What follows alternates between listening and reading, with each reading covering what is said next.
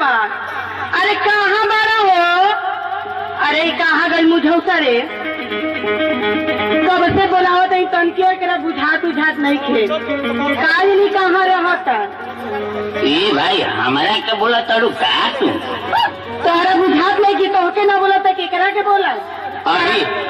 अभी हम आवता नहीं बाबा सर रेलवे स्टेशन से पैकी चोराई के को हताड़ू ताजी नहीं है कामे बा सुन ला। तारा घर में हम रहो हम ना काहे भाई? हाँ हमरा सब रहल और ना जाइए नहीं रह जाए तो मत कह हे हमार बाबू।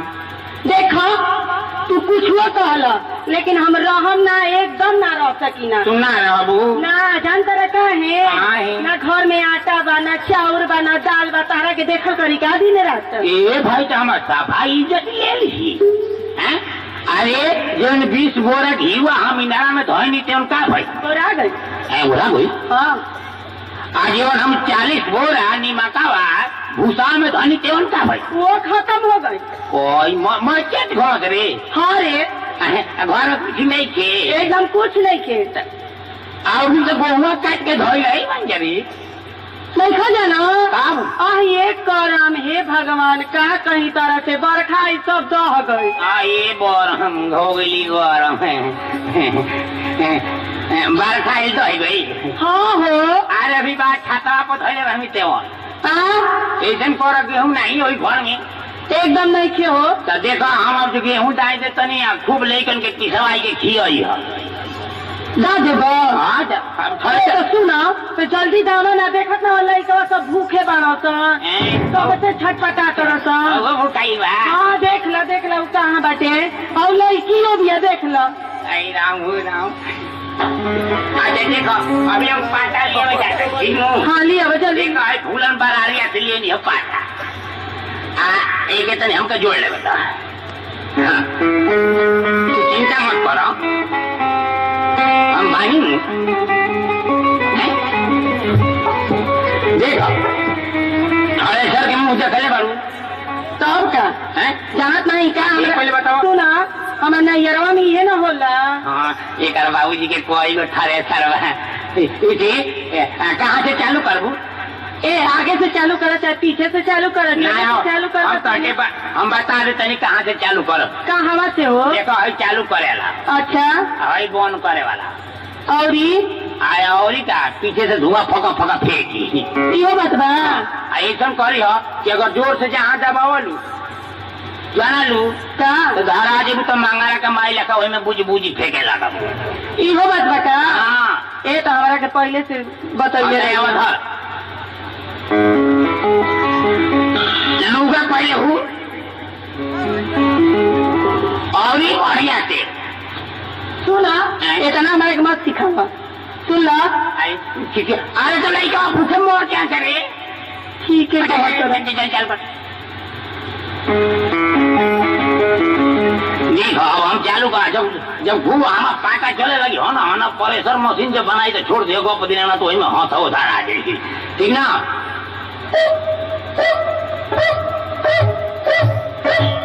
अरे लुगावा अरे वही में चोईटा के माई धरा कोई रहे तो लागल घी चीनी काटे लुगावा उड़ ले यो करे के पड़ी का? लुगा खूब ऐसे जोर से कैसे खूब ऐसे भी जोर से कैसे खूब अरे राम अच्छा चल कभी पिछिया उतर धुआं फेंके आला तार जहाँ देखता है तार धुएं फेंके लगेला। चारों मारत हवे रे। अरे हम कहीं जरा मोती बनाओ हम उगड़ा हाई रे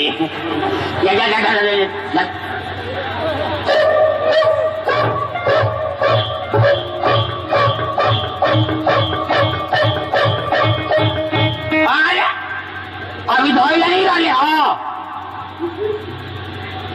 सुना तो धोइले ना रही तो क्या करिए बीच में छोड़ दी तो परेशान बना ले तो गोकुछ ने छोड़ दे।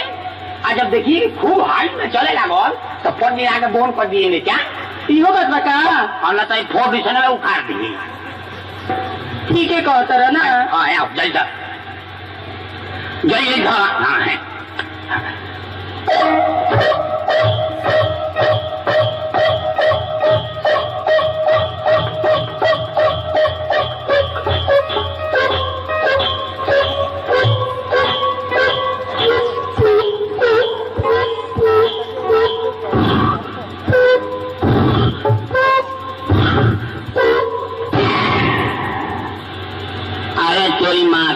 फोर।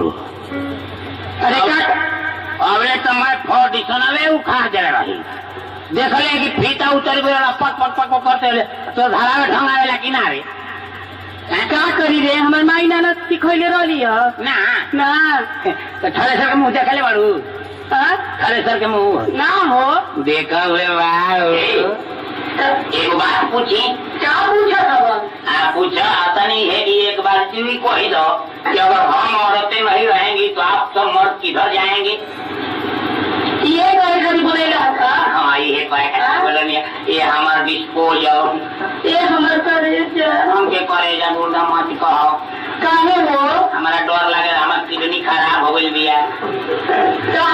हम जो कहतनी तेने तू कहो का कहोगी अगर हम औरतें नहीं रहेंगी तो आप सब मर्द किधर जाएंगे? हम औरतें नहीं रहेंगी तो आप मर्दे किधर जाएंगे? कभी माँ की हूँ फोड़ ये क्या कहते ये देखो अगर हम औरतें नहीं रहेंगी तो आप सब मर्द किधर जाएंगे? हम औरतें नहीं रहेंगी तो आप सब मर्दे किधर जाएंगे?